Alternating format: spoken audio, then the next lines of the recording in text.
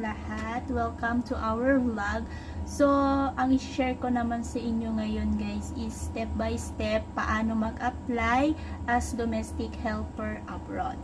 Yung mga step na to guys is base sa inyong bansang pupuntahan. Hindi po lahat is nasusunod yung step na ibabahagi ko po sa inyo. So, ang unang-unang step guys is kailangan nyong maghanap ng agency na license po sila sa PUEA. Lagi nyo po yan tatandaanan bago po kayo mag-apply, kailangan po ninyong i-check parati sa mga cellphone or sa Google nyo yung mga license po ng agency na yon bago kayo mag-apply. So pangalawa guys, pag nakahanap na kayo ng agency na legit or may license naman sa PUEA is magpapasa po kayo ng resume. So, kailangan nyo guys, bago kayo pupunta sa agency na yon is may dala-dala po kayong resume, may dala-dala din po kayong 2x2 na picture or kaya 1x1 na mga pictures. At saka, importante dyan guys is dala-dala nyo din po yung passport po ninyo. So, kailangan bago po kayo mag-apply papuntang abroad, make sure na may mga passport na din po kayo. Pero example po, hindi po kayo nakakuha pa ng passport nyo is sabihin nyo lang doon sa agency na mag-a-applyan nyo, siguro may tutulong naman sa inyo doon na mga agent. So, pangatlo guys is pag makapasa na kayo ng resume, sasabihan ka po na magme-medical ka na. So, make sure din po na may dala-dala din po kayong pocket money. Kasi yung medical guys is sagot mo po. Depende ulit sa bansang pupuntahan po ninyo.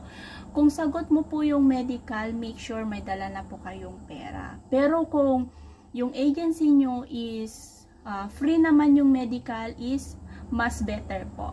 And then, pang-apat is, pag matapos na yung medical mo, at saka makapasa ka naman, fit to work ka sa medical mo, is kailangan mo nang kumuha ng TESDA. Yung TESDA po is para sa mga first timer abroad. Pang mga second timer ka na, or balik manggagawa ka na, is hindi mo na po kailangan yung TESDA. So, make sure na may TESDA ka kung first timer ka. And then, panglima is, doon na po papasok yung paghahanap ng agency mo ng amo mo. So, bago ka pupunta sa mga next stage or next step is, kailangan magkaroon ka muna ng amo. Kasi, yung amo, kailangan nandoon siya pagkatapos ng TESDA at saka medical. Kasi yung mga susunod na step, pag wala kang amo, hindi ka makakausad din sa step na yon. So, eto po yon. Pang-anim is PIDOS. Hindi ka po makakakuha ng PIDOS pag wala kang amo. Kasi sa PIDOS po is, ilalagay po kasi nila doon yung name ng magiging amo mo. So, kailangan may amo ka bago ka po mag-PIDOS. Pang-7 po is OWA. Kahit sa OWA po is, kailangan din po ng employer. Kailangan may amo ka na bago ka mag-OWA. Pero si PIDOS po is, mauuna bago si OWA. And then, pang-8 is, mag-antay ka na lamang po siguro ng mga ilang weeks or 1 week, mga ganon, is magkakaroon ka na po ng visa. Yung visa po is, agency na din po yung bahalang mag-apply po sa inyo yon or yung amo mo mismo. And then, pang-9 is, kailangan mo ulit mag-final medical. Pero ito, yung final medical guys, is hindi ko po sinasabi sa inyo na final medical yung kasunod. Depende ulit po sa bansang pupuntahan po ninyo. Meron po kasi yung mga bansa na hindi mo na kailangan mag-final medical. Pero meron naman din po yung mga ibang bansa na kailangan mong mag-final medical.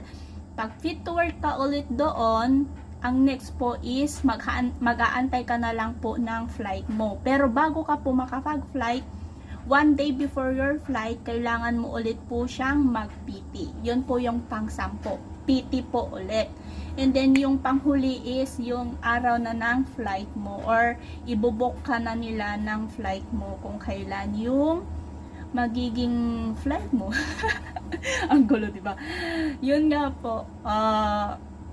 Yun lang yung mga steps na alam ko, at saka hindi po lahat ng sinabi ko uulitin ko po, hindi lahat ng sinabi kong step is pwede po sa lahat ng bansa, or nakadepende po sa bansang pupuntahan po ninyo. So, yun lang guys.